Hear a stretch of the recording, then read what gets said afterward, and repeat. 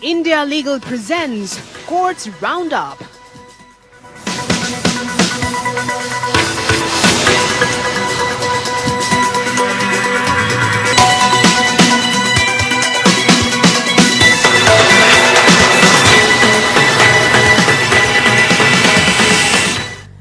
नमस्कार, मैं हूं आपके साथ नेहा दुबे। कोर्ट्स राउंडअप में आपका बहुत बहुत स्वागत है। इस बुलेटिन में अगले आधे घंटे हम आपको कोर्ट से जुड़ी तमाम छोटी बड़ी खबरों से करवाएंगे रूबरू। कोर्ट की कार्रवाई और सुप्रीम कोर्ट से लेकर हाई कोर्ट्स और लो कोर्ट्स तक के फैसलों को रखेंगे आपके सामने। तो आइए शुरू करते हैं कोर्ट्स राउंडअप।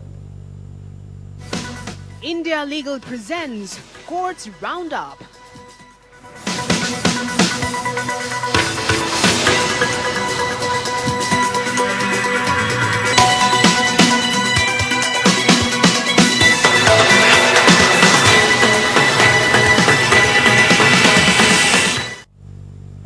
सुप्रीम कोर्ट ने डिस्कवरी कम्युनिकेशन इंडिया के अधिकारियों और संपत्ति को स्वयंभू बाबा आसाराम बापू पर डॉक्यूमेंट्री के संबंध में प्रसारण चैनल में आपको बता दें चैनल को मिल रही धमकियों के खिलाफ अंतरिम पुलिस सुरक्षा प्रदान की है। चीफ जस्टिस संजीव खन्ना और जस्टिस संजय कुमार की खंडपीठ डिस्कवरी इंडिया के शीर्ष अधिकारियों द्वारा दायर याचिका पर सुनवाई कर रही थी, जिसमें कहा गया कि cult of fear Asaram Bapu नामक शो के रिलीज होने के बाद ब्रॉडकास्टर्स के सोशल मीडिया अकाउंट पर डिस्कवरी और इससे जुड़े लोगों के खिलाफ कई नफरत भरी टिप्पणियां प्राप्त हुई। याचिकाकर्ताओं का प्रतिनिधित्व करने वाले सीनियर एडवोकेट अभिनव मुखर्जी ने कहा कि याचिकाकर्ताओं के लिए देश भर में स्वतंत्र रूप से यात्रा करना कठिन होता जा रहा है। मुखर्जी ने तर्क दिया कि पुलिस ने कुछ नहीं किया और हम घर चले गए और कर्मचारियों से काम पर न आने को कहा।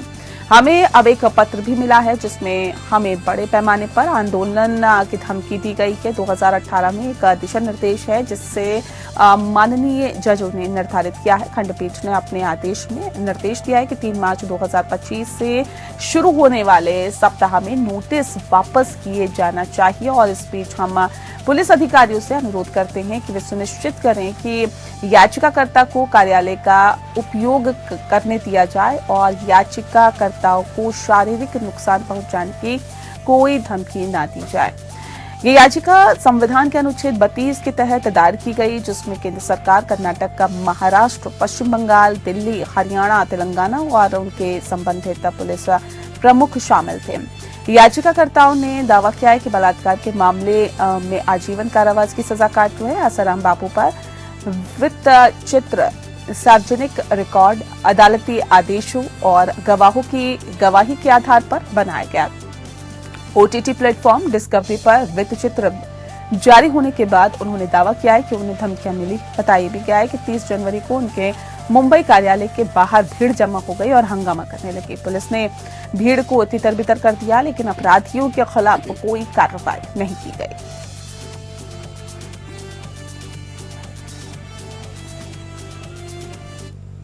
हाल ही में सुप्रीम कोर्ट ने कहा है कि 2013 के नियमों के अनुसार आत्मसमर्पण से छूट की मांग करने वाली विशेष अनुमति याचिकाओं में दायर एक आवेदन पर न तो विचार किया जा सकता है और न ही चैंबर्स के समक्ष सूचीबद्ध किया जा सकता है, सिवाय इसके कि जब याचिकाकर्ता को कारावास की सजा सुनाई गई हो। सुप्रीम कोर्ट नियम 2013 के ऑर्डर 22 रूल 5 का उल्लेख करते हुए कोर्ट ने कहा है कि अवलोकन पर यह स्पष्ट है कि आत्मसमर्पण से छूट के लिए एक वादकालीन आवेदन केवल तभी स्वीकार्य है जब विशेष अनुमति याचिका में याचिकाकर्ता को कारावास की अवधि की सजा सुनाई गई है, न कि किसी अन्य स्थिति में। कोर्ट ने कहा है कि हमने देखा है कि इस न्यायालय की रजिस्ट्री विभिन्न अन्य श्रेणियों के मामले में आत्मसमर्पण से छूट के आवेदनों पर विचार कर रही है, जैसे अग्रिम जमानत की अस्वीकृति, अंतरिम जमानत के विस्तार के लिए प्रार्थना की अस्वीकृति आदि। वर्तमान मामले में गुजरात हाईकोर्ट ने अपने फैसले से याचिकाकर्ता की अस्थायी जमानत को बढ़ाने से इनकार कर दिया था और एक मामले में जहां उसे हत्या सहित अपराधों का दोषी ठहराया गया था। कोर्ट ने चिन्हित किया है कि सुप्रीम कोर्ट नियम 2013 के आदेश 22 नियम 5 की स्पष्ट भाषा और ऊपर उल्लेखित इस न्यायालय द्वारा पारित क्रमिक आदेशों के मद्देनजर हमारा दृढ़ मत है कि आत्मसमर्पण से छूट की मांग वाले आवेदन पर किसी भी विशेष अनुमति याचिका में जज इन चैम्बर के समक्ष विचार या सूचीबद्ध नहीं किया जा सकता है, सिवाय इसके कि याचिकाकर्ता कारावास की सजा सुनाई गई हो। और अदालत ने कहा कि इस आदेश को चीफ जस्टिस के समक्ष रखा जाएगा ताकि संबंधित फाइलिंग, स्क्रूटनी और नंबरिंग सेक्शन को औपचारिक निर्देश दिया जा सके, जिसमें आदेश 22 नियम 5 लागू होगा। हालांकि ये देखते हुए कि याचिकाकर्ता पहले से ही आत्मसमर्पण कर चुका है, अदालत ने वर्तमान याचिका को निरर्थक घोषित कर दिया है। ऐसा करते हुए न्यायालय ने औपचारिक निर्देश प्राप्त करने के लिए वर्तमान आदेशों को चीफ जस्टिस के समक्ष रखने का भी निर्देश दिया है।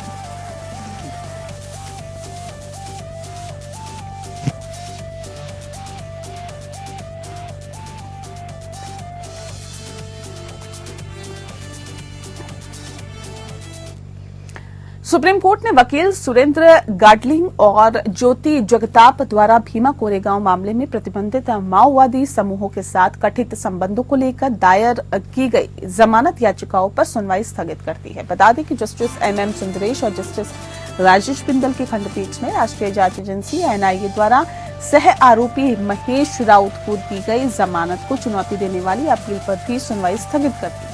इन सभी पर गैरकानूनी गतिविधियों रोकथाम अधिनियम या यूएपीए के तहत आरोप लगाए गए। जस्टिस बिंदल ने कहा कि सिर्फ प्रतिनिधित्व नहीं कर रहे बल्कि कई अन्य काम कर रहे हैं। ग्रोवर ने तुरंत जवाब दिया कि वे केवल आरोप है जिन्हें वे झूठा साबित कर सकते हैं। जस्टिस बिंदल ने पलटवार करते हुए कहा कि इस स्तर पर न्यायालय को केवल आरोपों को देखने की आवश्यकता है। जस्टिस बिंदल ने तब कहा कि आरोपी मुकदमे में देरी कर रहा है और ग्रोवर ने इस कथन का खंडन करते हुए कहा है कि केवल 207 सीआरपीसी की कार्रवाई चल रही है। ग्रोवर ने कहा कि ये सही तस्वीर दिखाने के लिए रिकॉर्ड पेश कर सकते हैं और समय का अनुरोध किया। सह आरोपी ज्योति जगताप और महेश राउत की ओर से पेश सीनियर एडवोकेट मिहिर देसाई ने अनुरोध किया है कि उनके मामलों को जल्दी लिया जाए। राउत ने के संबंध में देसाई ने बताया कि बॉम्बे हाई कोर्ट ने उन्हें जमानत का हकदार पाया है, लेकिन जमानत के संचालन पर रोक लगाई गई और सुप्रीम कोर्ट समय समय पर रोक बढ़ाता रहा है। उन्होंने खंडपीठ को ये भी बताया कि 2 अन्य आरोपियों रोना विल्सन और सुधीर धावले को पिछले महीने बॉम्बे हाई कोर्ट ने एनआईए द्वारा दी गई रियायत के आधार पर जमानत दी थी और एनआईए के लिए additional solicitor general SV Raju ने तर्क दिया कि राउत को जमानत देने का हाईकोर्ट का आदेश बिल्कुल गलत था। खंडपीठ ने सभी मामलों को एक साथ लाने का फैसला किया और सुनवाई स्थगित कर दी। अपलोड किए जाने वाले क्रम में तारीख बताई जाएगी और गाडलिंग को जुलाई 2018 में गिरफ्तार किया गया था। तब से वे हिरासत में हैं और ज्योति जगताप को सितंबर 2020 में गिरफ्तार किया गया। तब अब तक इस मामले में 16 आरोपियों में से 9 को जमानत मिल चुकी है। आरोपियों में से एक फादर स्टेन स्वामी की जुलाई 2021 में विचाराधीन कैदी के रूप में मृत्यु हो गई थी।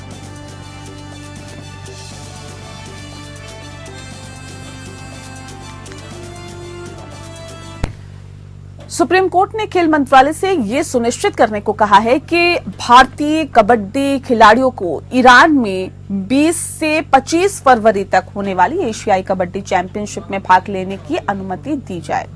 अदालत ने रिटायर्ड जस्टिस एसपी गर्ग से भी अनुरोध किया है, जिन्हें दिल्ली हाई कोर्ट ने amateur kabaddi federation of India या एकेएफआई के प्रशासन के रूप में नियुक्त किया था। बता दें कि वे फेडरेशन के प्रभार उस शासी निकाय को सौंप दे जिसे 24 दिसंबर 2023 को एकेएफआई के प्रशासन के लिए चुनाव में चुना गया था। अदालत ने कहा कि वह ईरान में 20 फरवरी से 25 फरवरी तक होने वाली सीनियर महिला एशियाई कबड्डी चैंपियनशिप 2025 में भारतीय खिलाड़ियों की भागीदारी की तत्कालिकता को देखते हुए ये आदेश पारित कर रही हैं और जस्टिस सूर्यकांत और जस्टिस एनके सिंह के खंडपीठ ने यह आदेश महिला खिलाड़ियों प्रियंका और पूजा द्वारा दायर रिट याचिका पर पारित किया, जिसमें एशियाई कबड्डी चैंपियनशिप में भाग लेने की अनुमति मांगी गई थी। एकेएफआई पर भी इस बात के संदेह के बादल मंडरा रहे थे कि एकेएफआई को अंतर्राष्ट्रीय कबड्डी महासंघ ने इस आधार पर निलंबित कर दिया था कि इसका प्रबंधन निर्वाचित संस्था नहीं कर रही है। अदालत ने आदेश में कहा है कि AKFI का प्रभार निर्वाचित संस्था को सौंपे जाने पर अंतर्राष्ट्रीय कबड्डी महासंघ 6 फरवरी 2025 के अपने पत्र में दिए गए एक अपने आश्वासन का पालन करेगा। कोर्ट ने भारत के सॉलिसिटर जनरल तुषार मेहता के अनुरोध के बाद ये टिप्पणी की ताकि भारतीय टीम की भागीदारी की प्रक्रिया सुचारू बनाई जा सके। बता दें आपको कि खंडपीठ ने अपने आदेश में कहा है कि AKFI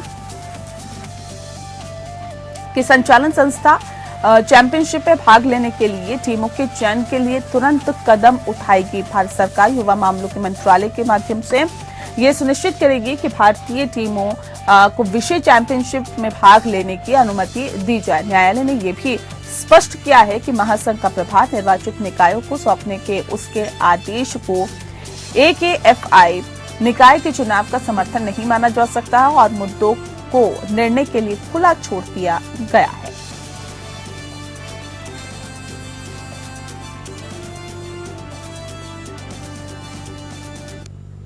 सुप्रीम कोर्ट ने कोल इंडिया लिमिटेड बनाम भारतीय प्रतिस्पर्धा आयोग केस में सुनवाई हुई। बता दें आपको कि ये अपील प्रतिस्पर्धा अधिनियम 2002 की धारा 53B के तहत अपीलीय न्यायाधिकरण में दायर की गई थी, जिसमें CIL ने भारतीय प्रतिस्पर्धा आयोग के आदेश को चुनौती दी थी और CCI की ओर से इस पर फैसला सुनाया गया। CIL एक प्रमुख स्थिति रखता है और ऐसे में कोयले को उत्पादन बाजार में रखता है। प्रतिस्पर्धा अधिनियम की धारा 4 के विरोधाभासी है, जो बड़े नियमों में उनकी प्रमुख स्थिति का दुरुपयोग करने या फिर इसमें मना करता है। केस की पूरी जानकारी हम इंडिया लीगल रिसर्चर से लेंगे, जो कि इस केस को फॉलो कर रही हैं। और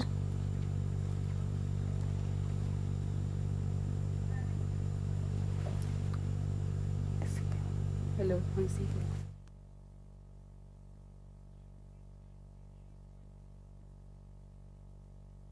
के कोल इंडिया लिमिटेड बनाम भारतीय प्रतिस्पर्धा आयोग केस में सुनवाई हुई। ये अपील प्रतिस्पर्धा अधिनियम 2002 की धारा 53B के तहत अपीलीय न्यायाधिकरण में दायर की गई थी, जिसमें CIL ने भारतीय प्रतिस्पर्धा आयोग के आदेश को चुनौती दी थी। और बता दें कि CCI की ओर से इस पर फैसला सुनाया गया।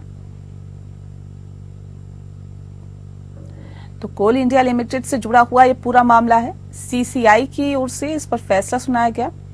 और बता दें आपको कि कोयले को उत्पादन बाजार में रखने के लिए है जो प्रतिस्पर्धा अधिनियम है और इसकी धारा 4 के विरोधाभासी होने की बात कही गई, जो बड़े निगमों में उनकी प्रमुख स्थिति का दुरुपयोग या दुरुपयोग करने से मना करता है।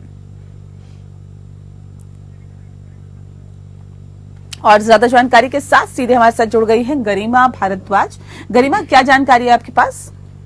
जी, ये अपील कंपटीशन एक्ट 2002 के अंडर सेक्शन 53B के तहत एपेलेट ट्राइब्यूनल में फाइल की गई थी, जिसमें CIL challenged competition commission of India's order.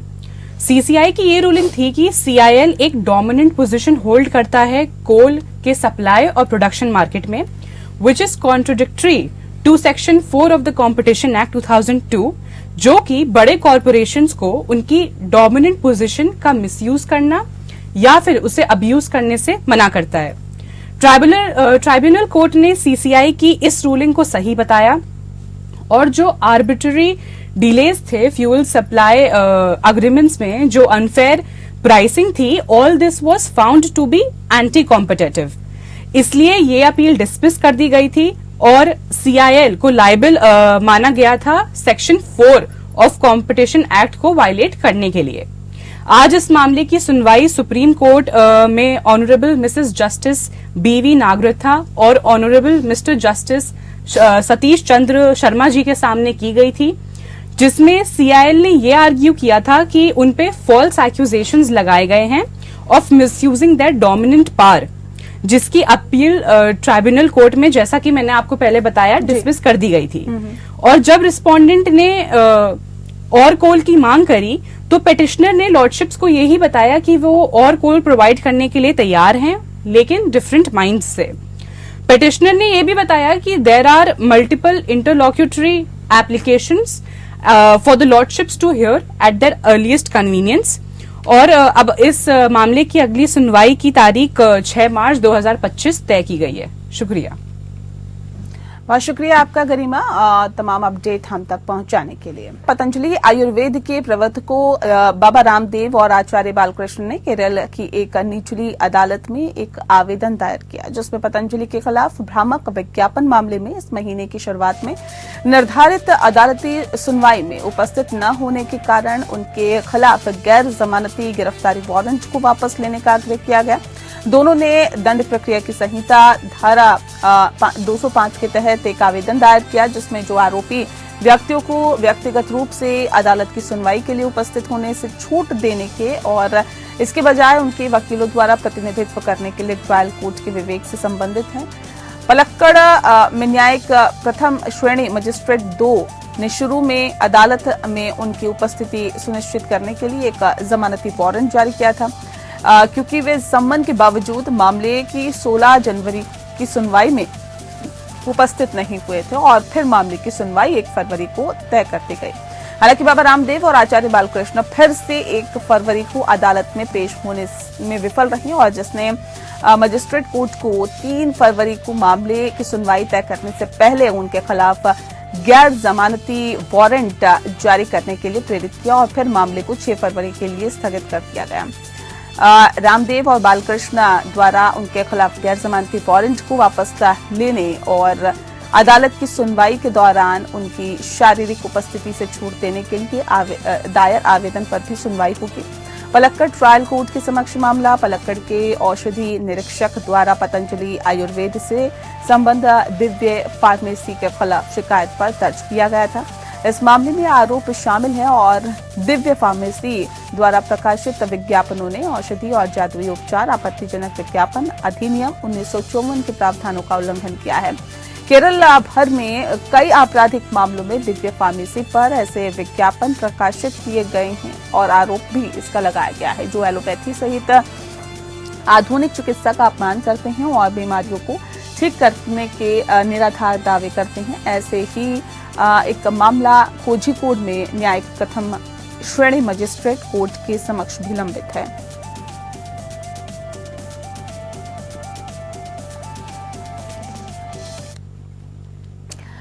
और अगली खबर का रुख करते हैं। दिल्ली हाईकोर्ट ने राष्ट्रीय जांच एजेंसी एनआईए से पूछा है कि क्या जम्मू कश्मीर के सांसद राशिद इंजीनियर को संसद के बजट सत्र में भाग लेने के लिए कस्टडी पैरोल दी जा सकती है। राशिद ने अपनी याचिका में ट्रायल कोर्ट के जज को उनके लंबित नियमित जमानत आवेदन पर निर्णय लेने के लिए निर्देश देने की मांग की गई। जस्टिस विकास महाजन ने एनआईए के वकील से निर्देश प्राप्त करने को कहा और मामले को कल यानी शुक्रवार को सुनवाई के लिए सूचीबद्ध किया है। न्यायालय ने एनआईए के वकील से पूछा कि वह निर्वाचित सांसद है, उन्हें कस्टडी में भेजने में क्या कठिनाई है। न्यायालय राशिद की उस याचिका पर विचार कर रहा था जिसमें उसने अपनी दूसरी नियमित जमानत याचिका पर ट्रायल कोर्ट द्वारा शीघ्र निर्णय देने की मांग की है और ऐसे में उन्होंने 31 जनवरी से शुरू हुए संसदीय बजट सत्र में भाग लेने के लिए अंतरिम जमानत भी मांगी है। वैकल्पिक रूप से उन्हें बजट सत्र के दौरान हिरासत में पैरोल की मांग की गई। इस सप्ताह की शुरुआत में न्यायालय ने दिल्ली हाईकोर्ट के रजिस्ट्रार जनरल को नोटिस जारी किया और जब उससे पूछा गया, उससे सूचित किया गया कि इस मुद्दे पर स्पष्टीकरण मांगने के लिए सुप्रीम कोर्ट के समक्ष एक आवेदन दायर किया गया है। दिल्ली हाईकोर्ट ने अपने रजिस्ट्रार जनरल के माध्यम से सुप्रीम कोर्ट के समक्ष आवेदन दायर कर संसद सदस्यों या विधायकों के मुकदमों के लिए विशेष न्यायालयों की स्थापना के लिए सुप्रीम कोर्ट के 2017 के निर्देशों में स्पष्टीकरण मांगा है। सुनवाई के दौरान एडवोकेट कन्हैया सिंघल दिल्ली हाईकोर्ट के रजिस्ट्रार जनरल की ओर से पेश हुए और प्रस्तुत किया कि आवेदन दायर किया गया और मामले को आधिकारिक वेबसाइट पर बताए गए अनुसार 10 या 11 फरवरी को सूचीबद्ध किए जाने की संभावना है। उन्होंने ये भी कहा है कि इस मामले को कल सुप्रीम कोर्ट में पेश किया जाएगा। राशिद की ओर से पेश सीनियर एडवोकेट एन हरिहरन ने कहा है कि सांसद के लिए सुप्रीम कोर्ट में तत्काल उल्लेख करने से स्थिति का समाधान नहीं होगा क्योंकि उनके पास कोई उपाय नहीं है। उन्होंने कहा कि जब मेरे पास कोई उपाय नहीं होगा तो अनुच्छेद 226 के तहत याचिका दायर की जाएगी, जिसके बाद हरिहरन ने न्यायालय से आग्रह किया है कि राशिद को बजट सत्र में भाग लेने के लिए हिरासत में पैरोल दी जाए और विधायक के निर्वाचन क्षेत्र का प्रतिनिधित्व नहीं किया जाए।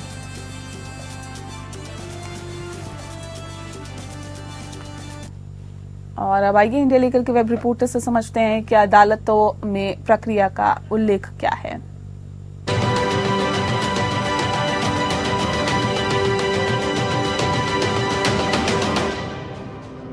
Do you know how court mention listed cases? There is a particular procedure about it. Court में मेंशनिंग प्रोसीजर एक तरीका है जिसमें लॉयर्स अर्जेंट मैटर्स के लिए जल्दी सुनवाई की रिक्वेस्ट करते हैं। अगर ये प्रोसेस ना हो तो केसेस को लिस्ट होने में दिनों या हफ्तों लग सकते हैं, पर ये प्रोसीजर हर बेंच में अलग अलग होता है। कुछ जजेस ओरल रिक्वेस्ट, कुछ जजेस रिटर्न एप्लीकेशन, ऑनलाइन फॉर्म्स या इन पर्सन सबमिशंस मंगवाते हैं।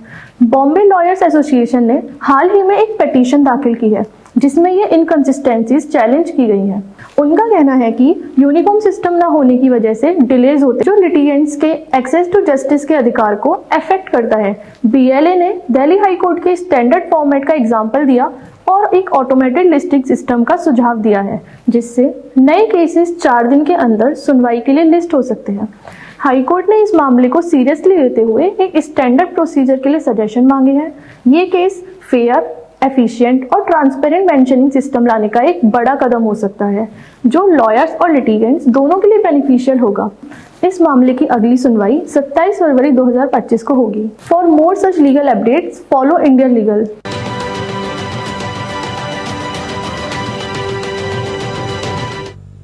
और इसी के साथ फिलहाल इस बुलेटिन में इतना ही। नमस्कार। India Legal presents Courts Roundup.